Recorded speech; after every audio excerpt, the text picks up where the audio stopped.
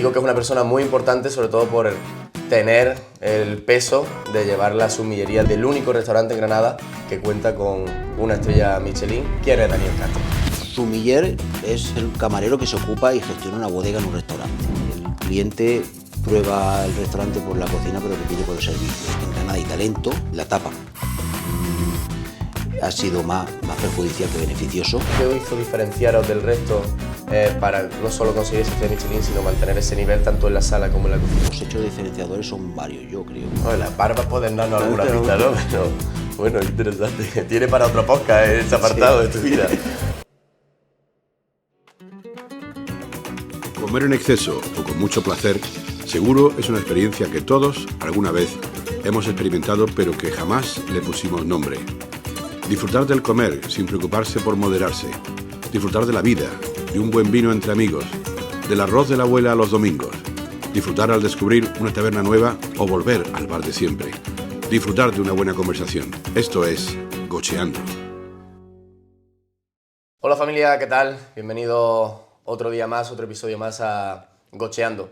Hoy tenemos la suerte de contar con, bueno, una persona muy especial para mí, que soy un amante del mundo del vino en su amplio espectro, que no es otra persona que Daniel Castro. Muy buena, Daniel. Muchas gracias, ¿qué tal? Bueno, voy a hacer un pequeño, breve resumen para que alguien conozca a Daniel. Daniel es el sumiller del restaurante La Finca, en el conjunto hotelero de La Bobadilla, en Loja. Y bueno, digo que es una persona muy importante, sobre todo por tener el peso de llevar la sumillería del restaurante, del único restaurante en Granada que cuenta con una estrella Michelin. Pero bueno, quiero que seas tú un poco quien nos cuente quién es Daniel Castro.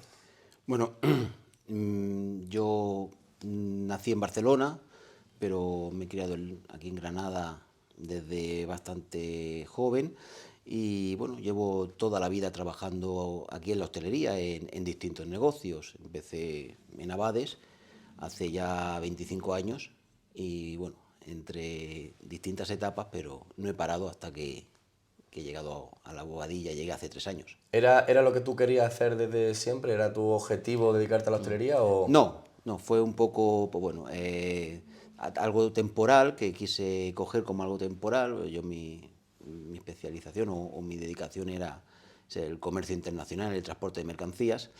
Y bueno, lo que se convirtió en algo, pues eso, un extra, sacar dinero, pues al final se convirtió en una profesión.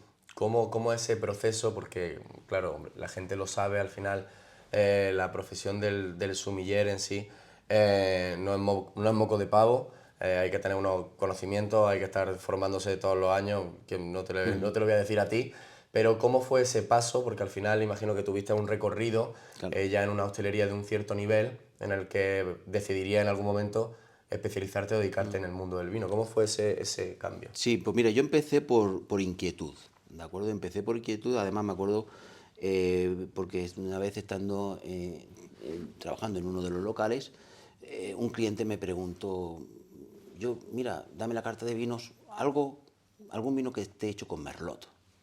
Y yo me quedé muy parado, y no sabía lo que era. Bueno, imaginé que era un tipo de uva, claro. Pero bueno.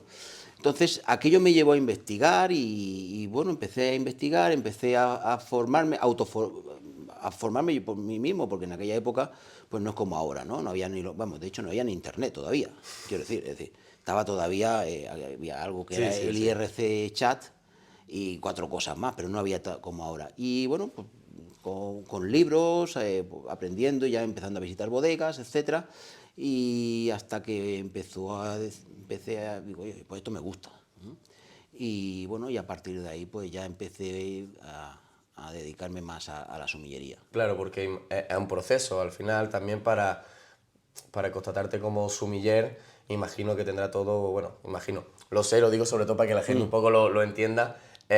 ¿Cómo es ese proceso? Hay una serie de exámenes, de pruebas, hay un Sí. consorcio. A ver, en teoría hay un poco digamos, un vacío legal.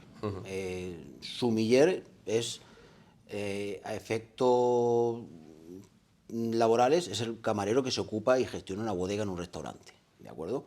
¿Cómo puede estar avalado? Bueno, pues puede estar avalado bien por un contrato como sumiller, lógicamente, bien por haber cursado un técnico superior en dirección de servicios de restauración, bien por ser un certificado de profesionalidad como sumiller, o bien por haber realizado pues, distintos estudios y exámenes, sobre todo de entidades extranjeras, pues que internacionalmente te avalan como sumiller, ¿de acuerdo? Aparte de, bueno, formaciones que se imparten en muchas DOs que también son especialidades. Claro, es lo que te digo, al final hay muchos cursos, hay mucha gente, también sumilleres, imagino, pues que se dediquen precisamente a esto, ¿no? A formar a otros sumilleres. Pero como tal, titulación de sumiller, es decir, yo sé que, por ejemplo, hay grados de enología, Sí. hay grados de viticultura, pero hay un grado o un curso específico de sumiller en alguna...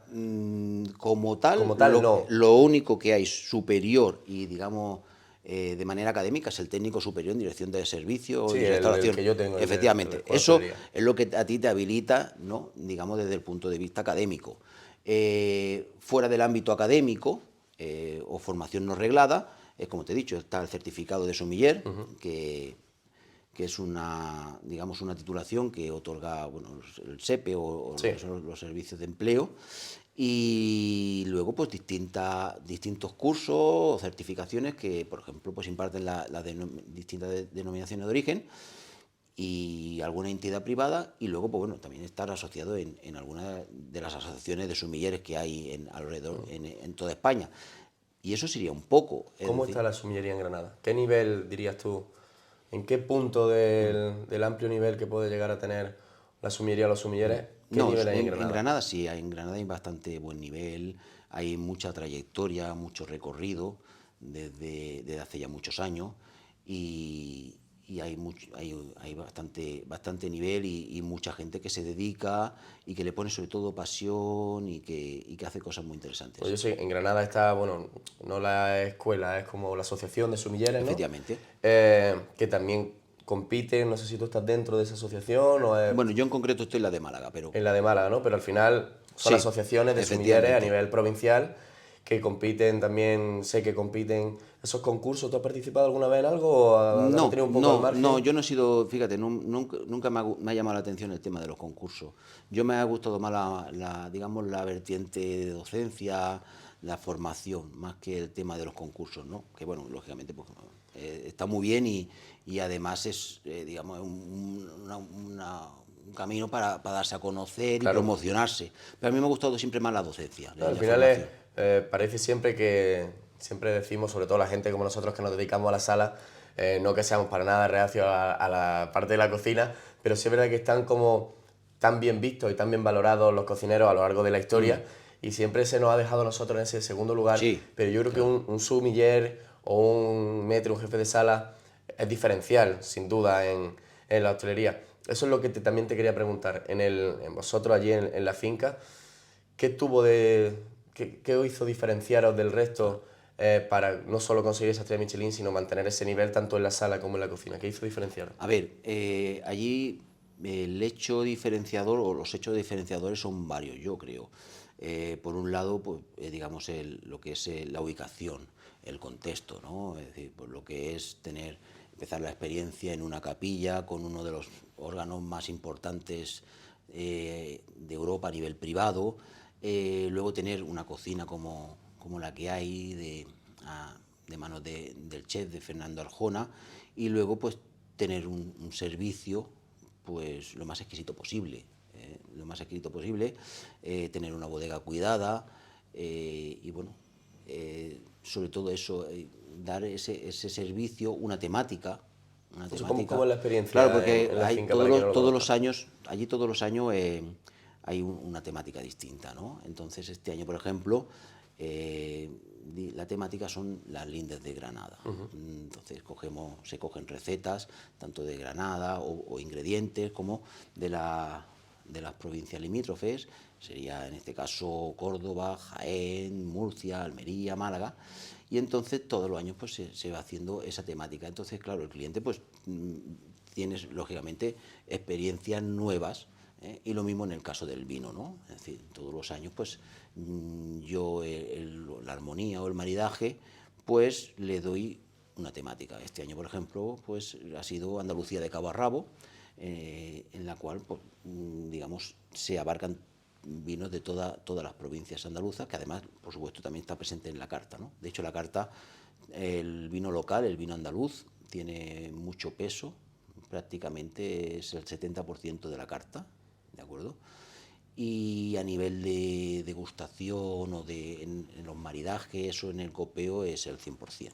Yo creo que es una cosa súper importante, sobre todo porque a lo largo también de la historia de la gastronomía, los vinos importantes o los vinos de peso, vamos a decir que siempre, por norma general, han estado pues como casi como de Peñaperros para arriba, ¿no? Sí. De Andalucía para arriba. La gente al final cuando va a un restaurante, también es lo que quiero, ¿no? Un poco que compartas con nosotros esas inquietudes de alguien que le gusta el vino y al final parece que el mundo se acaba en un Rioja, en un Ribera del Duero y hay una infinidad, un amplio abanico, ¿no? Hay una infinidad de vinos, totalmente. sobre todo en Andalucía, ya sin meternos en Deo Jerez, porque eso es punto y aparte, pero tanto en Granada como, ¿qué le podrías decir a la gente, a alguien que se quiere introducir en el mundo del vino de manera no profesional, sino alguien que quiera aprender sobre, oye, me apetece saber de vino para poder probar algo que sea salirnos de lo normal en Andalucía? ¿Qué podrías recomendar o qué podrías hablar del vino de la denominación Pues mira, de origen de Andalucía? el vino en Andalucía es muy amplio, el tema del vino, ¿no? Porque, como tú has dicho, tienes, por ejemplo, Jerez, con todo el tema del velo de flor, la crianza biológica, pero también tienes Córdoba, es decir, que utiliza más o menos los mismos procedimientos con otro tipo de uva. También tienes Huelva. Luego tienes otros vinos más particulares, como en Málaga, ¿no? Con la Moscatel, que es la reina de las uvas. Luego tienes, por ejemplo, Granada, que también tiene su particularidad. Incluso Jaén, es decir, Jaén está haciendo... hay bodegas que están haciendo cosas excepcionales, ¿no?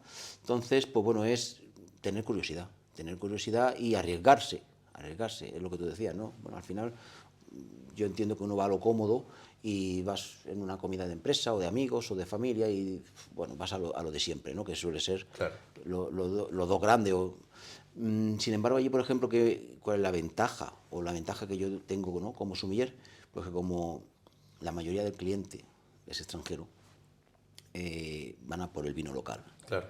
¿Por qué? Porque es decir, gente que digamos que está allí hospedada, etcétera, pues ya ha probado Rioja, ha probado Ribera en su tierra, en su país de origen, más gente con bastante poder adquisitivo y ha probado los mejores, Claro. seguramente. Entonces quiere probar cosas exclusivas, únicas, cosas que va a probar aquí locales y que no va a poder probar en sus países de origen. ¿Qué hay en Granada o qué tenéis vosotros? Porque también al final ese es muchas veces el problema, ¿no? Que los restaurantes no tienen, si el propio restaurante no tiene esa inquietud por a sus clientes, darles un servicio diferenciador o autóctono, el cliente al final va a seguir probando lo mismo.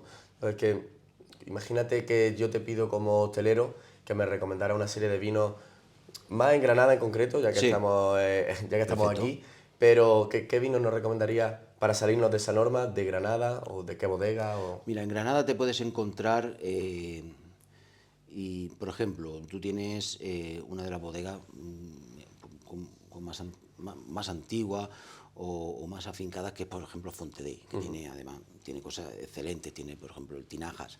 Luego te puedes ir, por ejemplo, a la Alpujarra y te puedes encontrar, pues, por ejemplo, lo que está haciendo Alejandro con la Divisa, o te puedes encontrar también lo que está haciendo Alberto con Verdevique, es decir, son vinos naturales, vinos totalmente únicos, auténticos. Te puedes ir luego a la zona norte también de la provincia, con lo que está haciendo Bodegas Toral, ¿de acuerdo?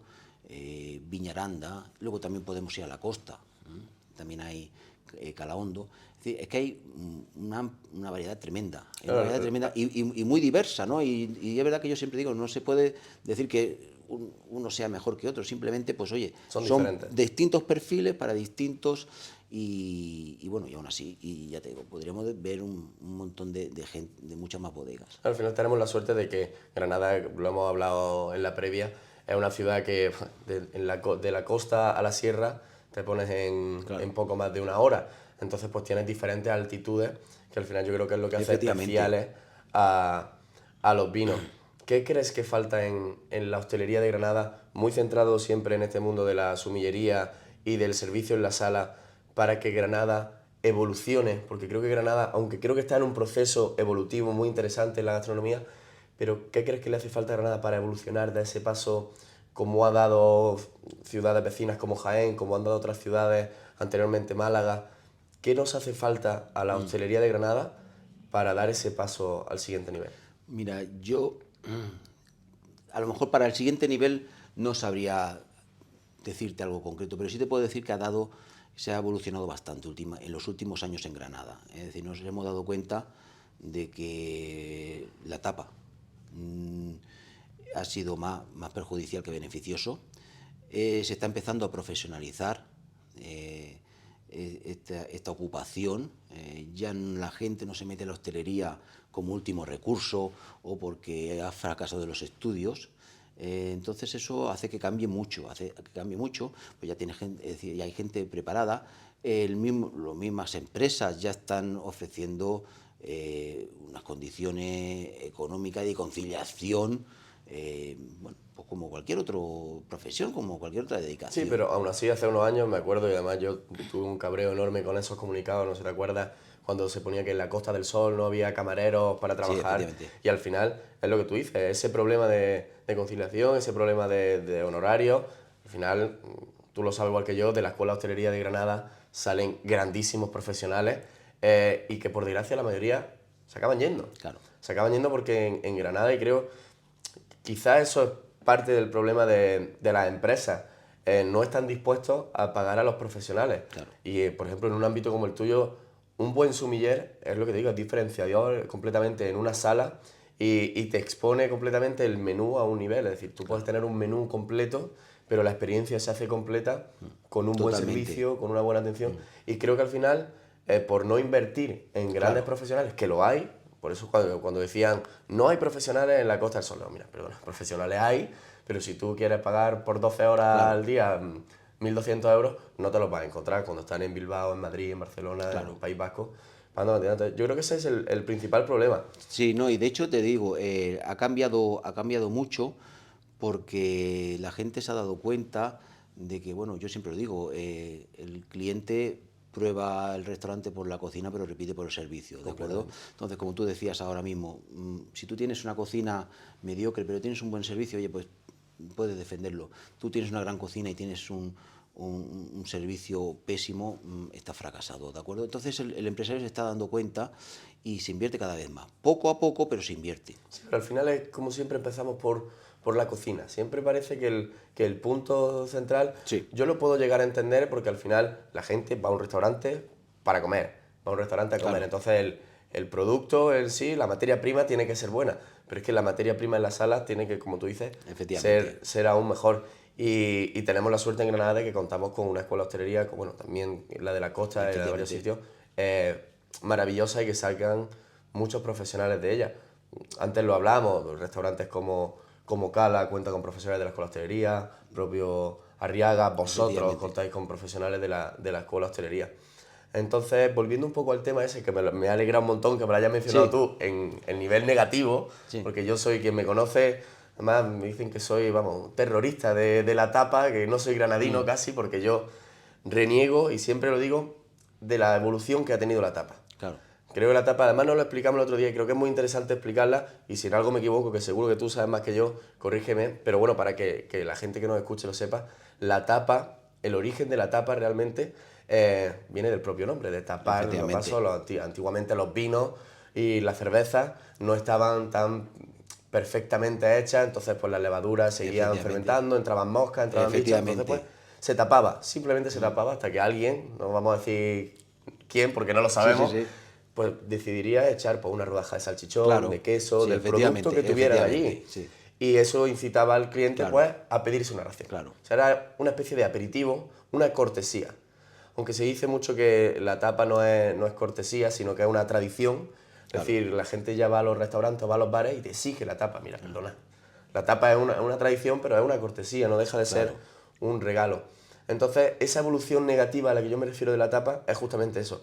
Pasar de esa rodaja de salchichón, ese trocito de tortilla pues esa pequeña ollita de callos, porque era el plato del día que tenían en el restaurante, a convertirse en una hamburguesa gigantesca de una calidad completamente dudable y a platos enormes con los que por 5 euros comes. No sé qué opinión tienes tú de la tapa en esta ciudad. Sí, efectivamente. A ver, al final, lo que tú dices, lo que empieza siendo una cortesía, pues a lo largo de los años se ha convertido en una competencia, pero claro, cuando tú compites en tamaño de tapa, pues estás, digamos, mermando la calidad del producto que estás ofreciendo, lógicamente, porque si no, no te salen las cuentas.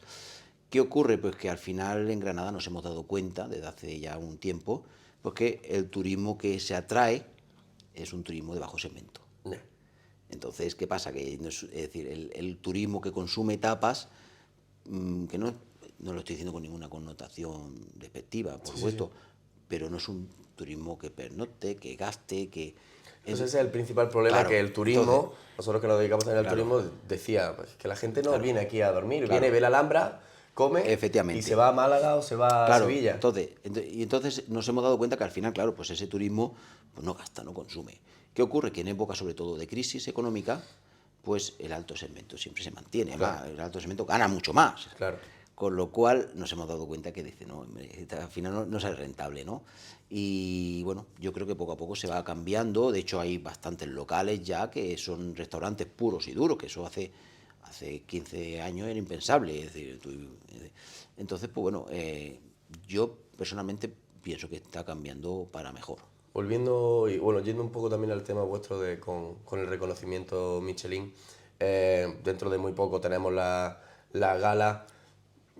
¿Cómo ves el nivel de Granada? Ya no si conseguiremos, sino yo creo que, también lo hemos hablado antes, creo que estamos en ese periodo evolutivo y creo que todavía nos queda apuntar el tiro. Como te he dicho, Curro nos decía en el anterior episodio que hace mucha falta que los hosteleros, los empresarios, los cocineros se den cuenta de que tienen que enfocarse en algo, hacerlo único, para que incluso la guía Michelin pues, vuelva a centrar el ojo en Granada. Al final lo que tú dices, vosotros tenéis un sitio, un paraje maravilloso, tenéis ese recorrido hasta llegar al salón principal o donde se disfruta el amplio menú, pues ese servicio de mantequilla también que se ha perdido completamente, que yo, por muy tonto que parezca, ¿no? Pero en cualquier sitio te ponen mantequilla al empezar, o sea, ya ni aceite, porque parece que hemos tendido en el aceite de aquí de mi pueblo, pues está riquísimo, no, una mantequilla, parece que ya te hace presagiar que toda la experiencia va a ser muy acorde.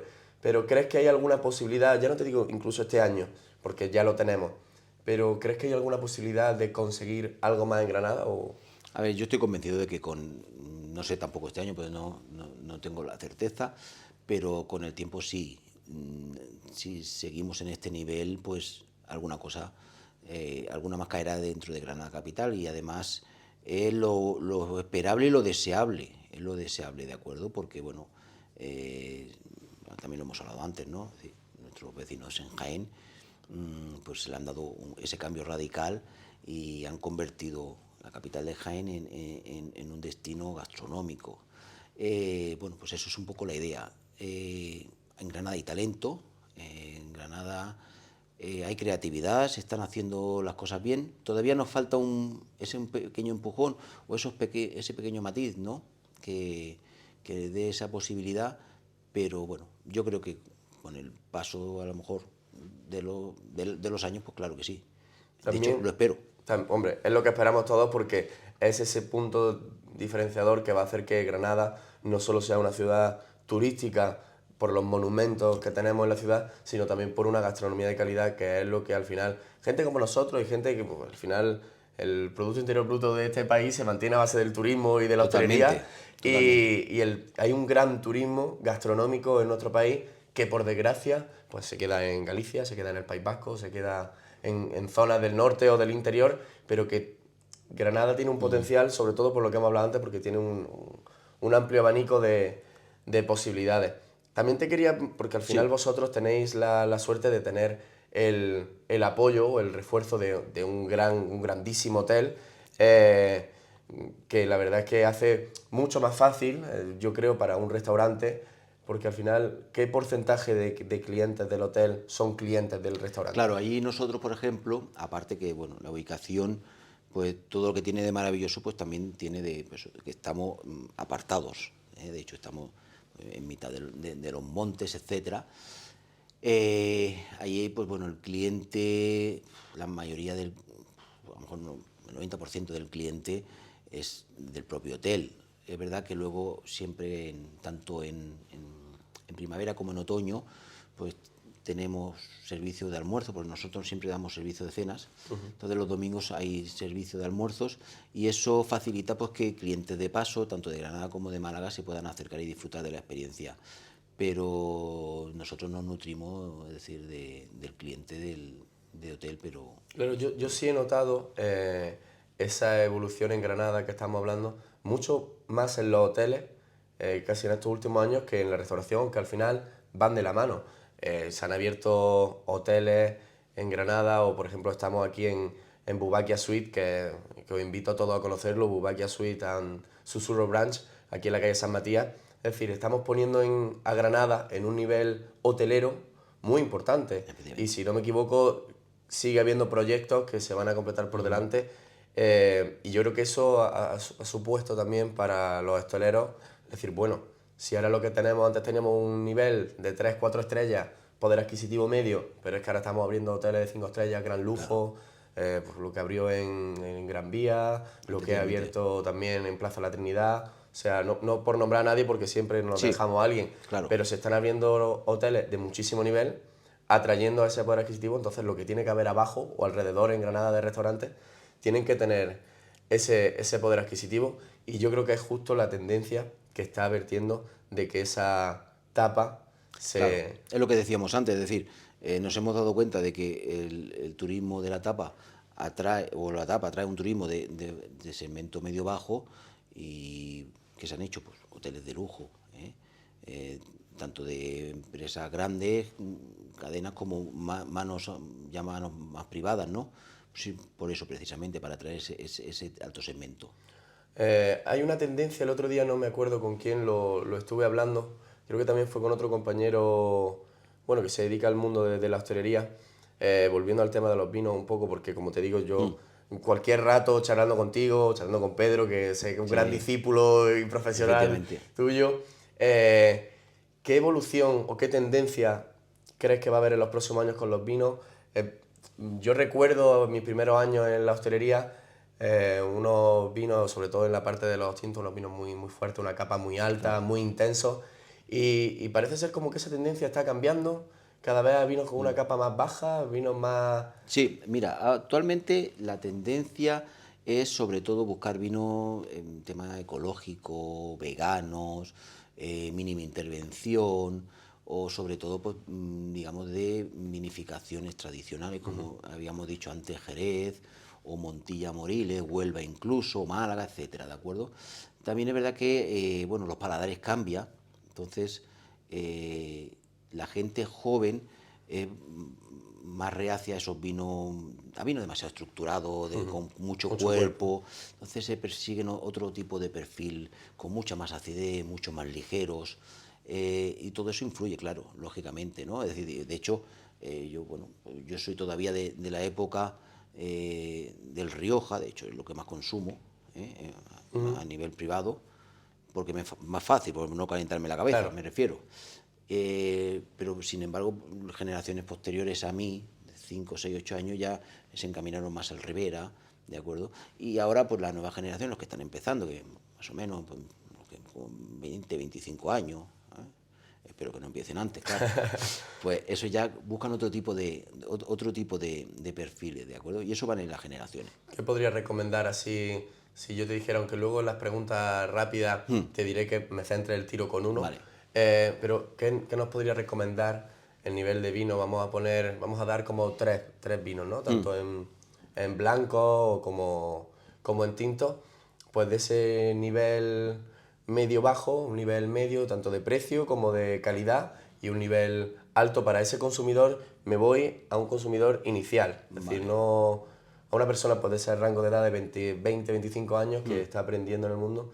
Dámonos 1, 2, 3 vinos que tengáis vosotros en la carta, o que tú conozcas y consumas. Vale, yo por ejemplo, yo es que siempre, fíjate, yo lo circunscribo mucho a la ocasión, ¿de acuerdo? Entonces, Pues dame un vino para cada efectivamente. Entonces yo siempre yo recomiendo, por ejemplo, si tú quieres acompañar una comida entera desde principio a fin, burbujas, no te equivocas, ¿vale? Tanto espumosos andaluces, que los hay, como cava. Luego, entradas, platos ligeros, vinos generosos, blancos secos. Y luego, en tintos, pues bueno, nos podríamos ir pues a tintos quizás de medio cuerpo, que son mucho más versátiles. Entonces yo siempre recomendaría eso, es decir, tener un poco esa estructura, luego un buen vino dulce con el postre.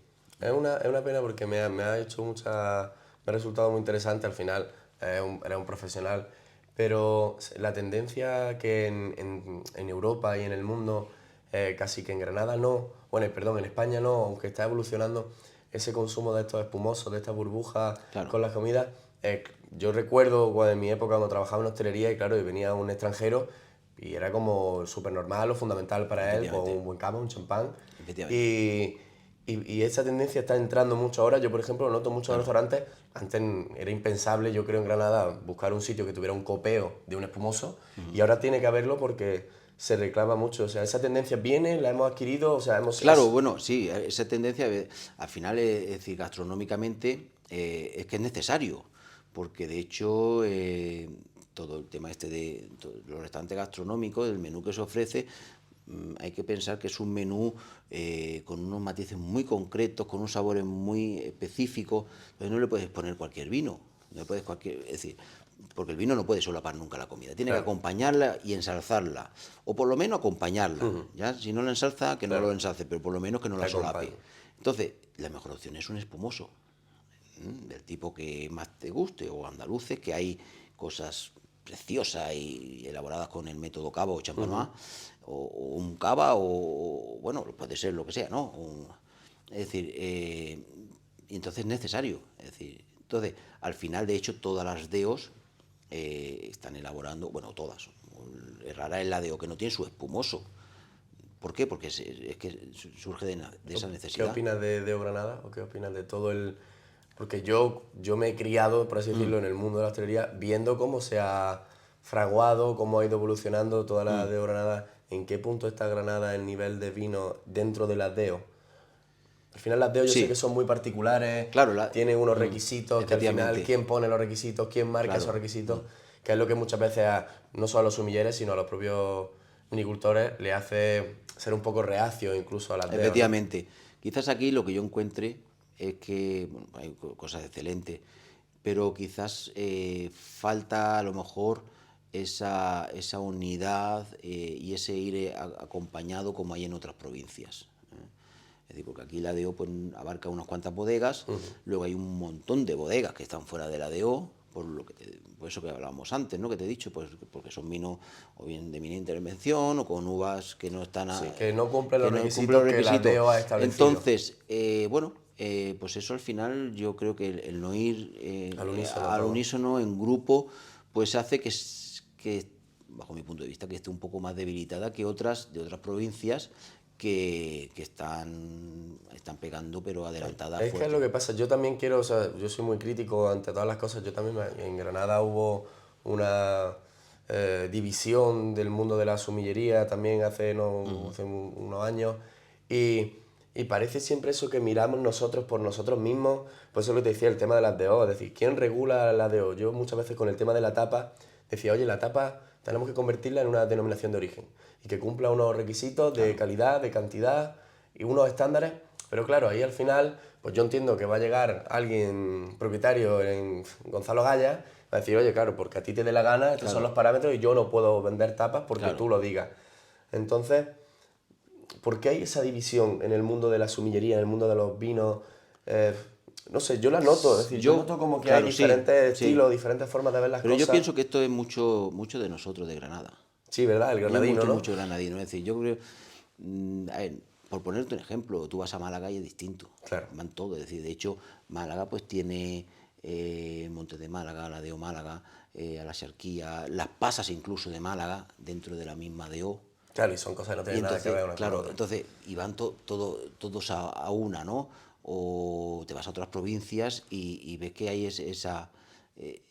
aquí esa unión, aquí no, hay quizás demasiado separatismo, piénselo. También hay muchas cosas, quizás por lo que hablábamos siempre, por eso tengo muchas ganas, no descarto que venga pronto a hablar con nosotros pues alguien de Diputación o de alguna organización importante. Yo creo que también es muchas veces ese nexo de unión. Es decir, si esto en vez de nacer de tú y de yo, que decimos un día vamos a hacer una asociación, Claro. nace de la propia institución, del Efectivamente. ayuntamiento, al final no te queda más remedio que remar todo a la misma porque Claro. es indivisible.